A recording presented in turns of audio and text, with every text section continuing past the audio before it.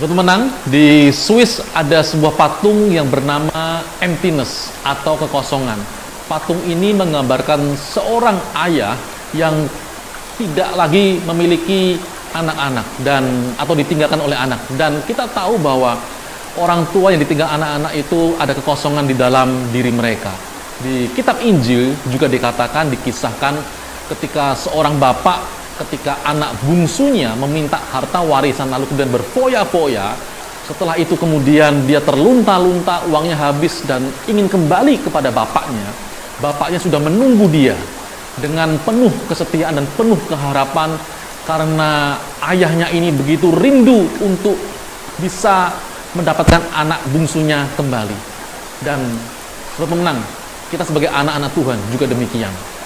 Kalau kita anak-anak Tuhan, kita lari dari Tuhan kita, dari Bapa kita di surga. Sebenarnya Bapa kita di surga itu menunggu kita supaya kita bisa kembali kepadanya. Dan kalau kita kembali kepadanya, sebenarnya di surga itu mereka bersuka cita melihat ada anak-anak Tuhan yang kembali kepadanya. Karena itu Sobat Pemenang, kalau Sobat Pemenang salah satu di antara orang-orang yang lari dari Tuhan, pada hari ini kembalilah kepada Tuhan. Mumpung masih ada waktu, kembalilah kepada Bapa kita yang di surga. Karena Bapa kita setia menunggu kita. Salam Pemenang.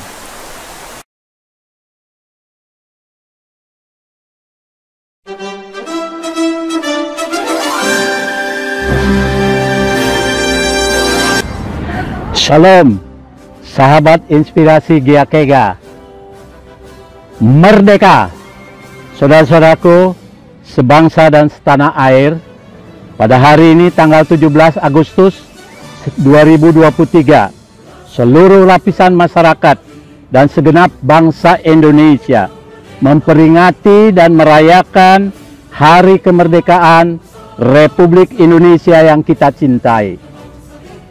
Dwi Tunggal Soekarno-Hatta menyatakan Indonesia merdeka sesuai dengan teks proklamasi yang dibacakan oleh Soekarno, atau lebih kita kenal sebagai Bung Karno, yakni proklamasi. Kami, bangsa Indonesia, dengan ini menyatakan kemerdekaan Indonesia. Hal-hal yang mengenai pemindahan kekuasaan dan lain-lain diselenggarakan dengan cara saksama dan dalam tempo yang sesingkat-singkatnya. Jakarta, 17 Agustus 1945, atas nama bangsa Indonesia, Soekarno-Hatta. Sejak tahun 1945, berarti 78 tahun yang lalu, yang bangsa Indonesia telah bebas merdeka dari penjajahan Belanda selama 350 tahun dan kemudian Jepang selama 3,5 tahun. Dalam kehidupan Kristiani juga ada situasi yang paralel, di mana setiap manusia karena dosa Adam sebagai manusia pertama yang diciptakan Tuhan berada dalam penguasaan iblis. Dengan kehadiran dan pengorbanan Tuhan Yesus di atas kayu salib 2000 tahun yang lalu, maka manusia menjadi betul-betul merdeka, roh, jiwa, dan tubuhnya, seperti diteguhkan oleh firman Tuhan. Yohanes pasal 8 ayat 36. Jadi apabila anak itu memerdekakan kamu, kamu pun benar-benar merdeka. Galatia pasal 5 ayat 1. Supaya kita sungguh-sungguh merdeka, Kristus telah memerdekakan kita. Karena itu berdirilah teguh dan jangan mau lagi dikenakan kuk perhambaan. Galatia pasal 5 ayat 13. Saudara-saudara, memang kamu telah dipanggil untuk merdeka, tetapi janganlah kamu mempergunakan kemerdekaan itu sebagai kesempatan untuk kehidupan dalam dosa, melainkan layanilah seorang akan yang lain oleh kasih. Inspirasi Gyakega mengucapkan Dirgahayu Republik Indonesia ke-78. Merdeka! Tuhan Yesus memberkati.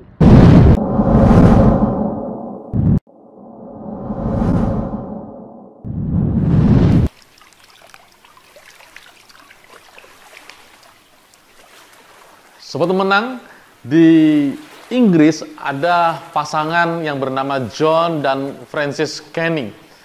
Mereka rakyat biasa di Inggris, dan ketika mereka mau menikah, mereka mencoba memberikan undangan pernikahan mereka kepada Ratu Elizabeth. Dan tanpa disangka, Ratu Elizabeth benar-benar hadir dalam pernikahan mereka. Tentu ini hal yang sangat luar biasa.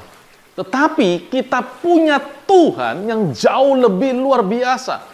Karena ketika kita mengundang Tuhan Yesus masuk ke dalam hati kita sebagai satu-satunya Tuhan dan Juru Selamat, tidak perlu menunggu lama. Seketika itu juga Tuhan Yesus masuk ke dalam hati kita menjadi Tuhan dan Juru Selamat. Bahkan bukan hanya itu, di Matius 11 ayat 28, Tuhan Yesus berkata begini, "Marilah kepadaku semua yang letih lesu dan berbeban berat. Aku akan beri kelegaan kepadamu." Bahkan kita pun juga diundang oleh Tuhan Yesus. Karena itu, kita harus berbahagia, kita harus bersyukur punya Tuhan seperti Tuhan kita. Salam pemenang.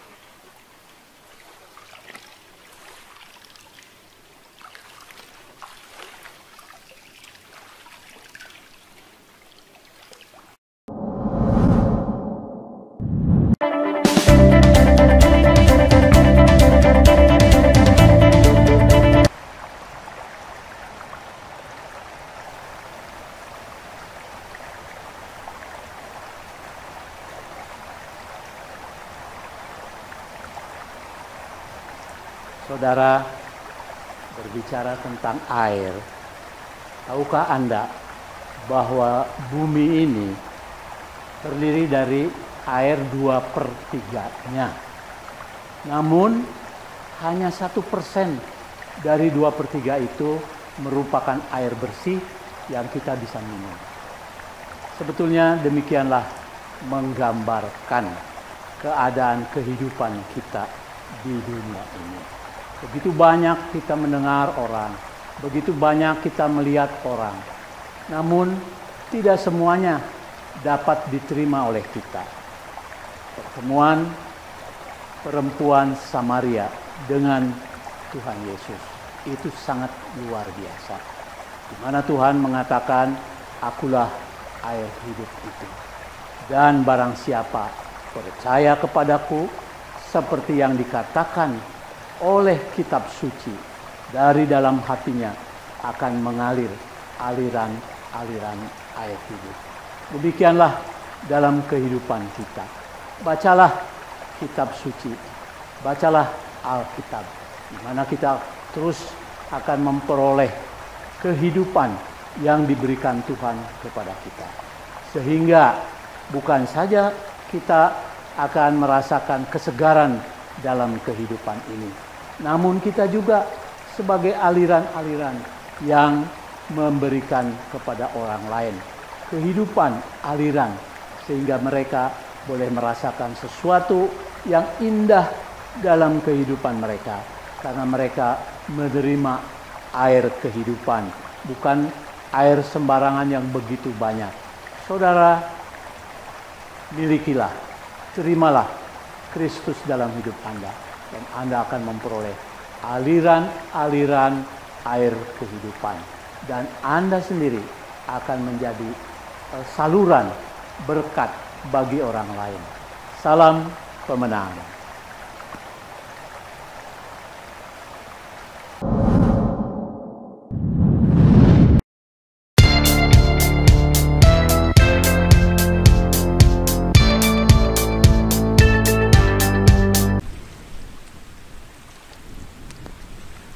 Sobat Pemenang, di China ada sebuah praktek Ding Shui. Praktek ini dinamakan seperti itu karena di mana orang kaya bisa menyewa orang miskin untuk menggantikan hukuman yang harusnya orang kaya tersebut terima. Dan agak mirip, walaupun tidak semuanya sama, Kekristenan juga memiliki konsep seperti itu. Bukankah Tuhan Yesus menggantikan dosa kita? Tuhan Yesus menggantikan semua kesalahan kita. Di Yesaya 55 ayat 5 dan 6 dikatakan bahwa Tuhan Yesus itu tertikam karena pemberontakan kita. Dia diremukkan karena kejahatan kita. Ganjaran yang mendatangkan keselamatan bagi kita ditimpakan kepada Yesus. Kita ini orang-orang yang sesat seperti domba. Karena itu, jangan pernah lupakan kebaikan Tuhan Yesus yang sudah menggantikan semua dosa kita ditimpakan kepada Yesus.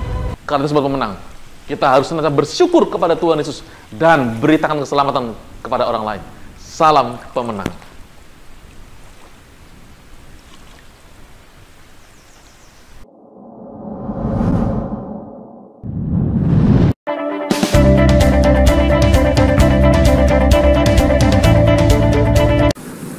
Dalam Lukas pasal 1 kita membaca sebuah kisah yang sangat luar biasa. Waktu itu begitu banyak orang ingin mendengarkan Tuhan Yesus berkhotbah. Dan di situ ada dua perahu, yang satu milik Simon Petrus. Kemudian Tuhan berbicara kepada Simon Petrus untuk meminjam perahunya dan pergi ke tengah. Setelah itu Tuhan berkhotbah. Dan setelah selesai, dia berkata kepada Simon, sekarang lemparkan jalamu ke tengah. Simon mengatakan kepada Tuhan Yesus, Tuhan, saya sudah semalaman dan tidak mendapatkan ikan. Tetapi karena Tuhan yang nyuruh, saya akan melakukannya. Dan dia melemparkan jala, ternyata waktu ditarik, begitu banyak ikan.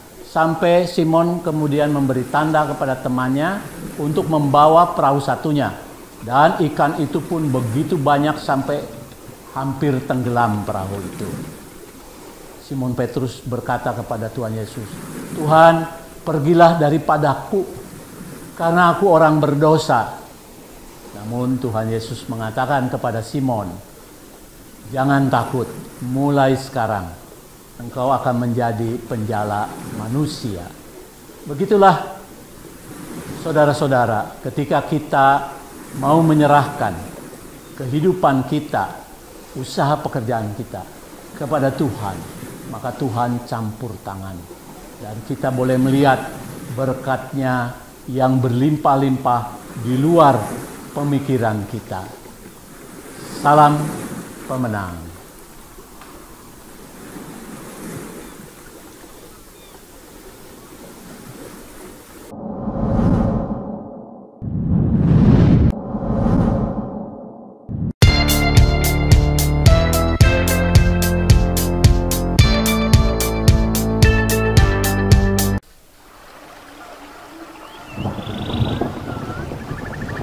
Sobat pemenang, di Italia ada sebuah jalan yang bernama The Appian Way. Jalan ini sepanjang 212 km dan dibangun pada tahun 312 sebelum Masehi dan masih ada sampai saat ini. Dan tahukah kita, sobat pemenang, kita juga punya jalan. Jalan yang jauh lebih tua dari itu, namun jalan kita, jalan yang luar biasa, yaitu jalan kekekalan. Yohanes 14 ayat ke-6 dikatakan, kita, Tuhan Yesus adalah jalan. Kita punya jalan. Kalau kita ikut Tuhan Yesus, kita setelah selesai dunia ini, kita akan sampai, kita akan tiba di surga mulia. Karena itu, tetaplah ikut Tuhan Yesus. Jangan pernah mundur iman kita. Salam pemenang.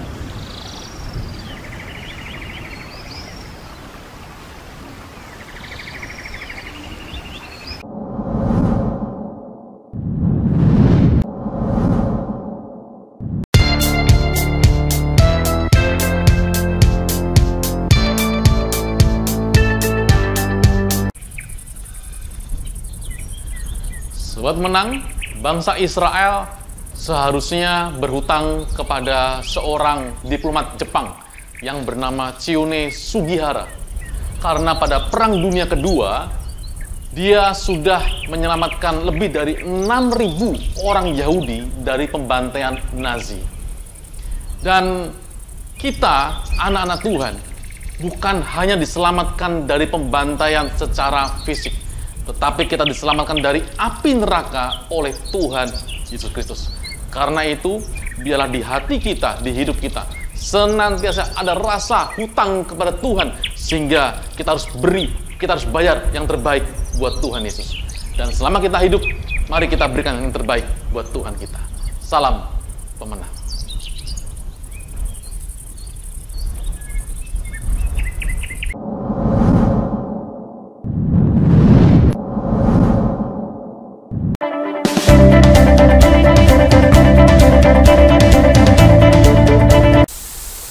Dalam Mazmur 121 kita membaca nyanyian ziar. Aku melayangkan mataku ke gunung-gunung. Dari manakah akan datang pertolonganku? Pertolonganku ialah dari Tuhan yang menjadikan langit dan bumi. Ini adalah yang disampaikan oleh umat Israel ketika mereka menuju Yerusalem atau sebaliknya dari Yerusalem. Nyanyian ini melambangkan keyakinan mereka bahwa betapapun masalah yang menggunung di hadapan mereka, mereka tidak takut karena ada Allah yang menciptakan bumi dan langit ini. Dialah yang akan menolong. Demikian pula dengan hidup kita. Ketika kita menghadapi banyak persoalan, kita harus teguh bahwa ada Allah yang menolong kita. Allah Israel. Salam pemenang.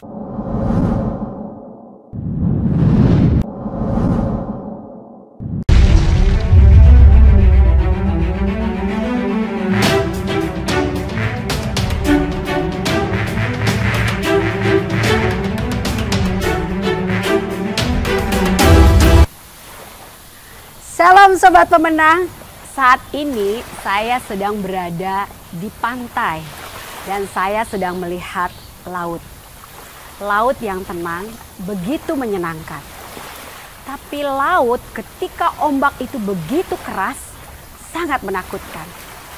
Tapi kadang-kadang justru ombak yang keras itu diperlukan oleh pelaut yang ulung atau nahkoda yang handal untuk membawa mereka sampai ke tujuan. Laut adalah ciptaan Tuhan. Di dalamnya ada begitu banyak kekayaan yang memberikan kehidupan. Tapi sayang, manusia sering sekali merusak ciptaan Tuhan ini. Beberapa tahun yang lalu ada sebuah film fiksi. Dan di situ ada peristiwa yang sangat mengena di hati, di mana di salah satu scene film itu dikatakan laut memuntahkan semua yang bukan berasal dari dalamnya, yaitu sampah. Kita juga mendengar berita beberapa saat yang lalu bahwa begitu banyak biota laut yang harus mengalami kesengsaraan karena mereka memakan sampah-sampah plastik. Ada penyu yang lidahnya harus terlilit. Ada ikan yang harus mati karena memakan sampah plastik. Sobat Pemenang, saya membayangkan laut dengan kekayaan yang harusnya memberikan kehidupan. Sama seperti hati kita. Firman Tuhan di Amsal 4 ayat 23 mengatakan, jagalah hatimu dengan segala kewaspadaan, karena dari sanalah terpancar kehidupan. Ketika kita menjaga laut kita, maka kita akan mengalami yang namanya berkat luar biasa. Ada kehidupan dengan kekayaan yang Tuhan sediakan di dalam laut itu. Tapi kalau kita terus menumpuk sampah di dalam hati kita, itu akan membawa kematian atau kesengsaraan bagi orang-orang di sekitar kita. Firman Tuhan berkata, kenapa kita harus menjaga hati kita dengan segala kewaspadaan? Karena dari dalam hati kita timbul segala yang jahat. Segala hal yang bukan cuma dibenci oleh Tuhan, tapi segala hal yang menyengsarakan atau memberikan kerugian bagi sesama kita. Nah, Sobat Pemenang, tayangan MOV kali ini memberikan kesempatan buat kita untuk mengambil keputusan dan mengalami menit-menit kemenangan dengan membuang semua sampah dari hati kita. Supaya dari dalam hati kita yang bersih akan ada banyak orang yang mengalami berkat dan juga kehidupan. Sama seperti laut ini.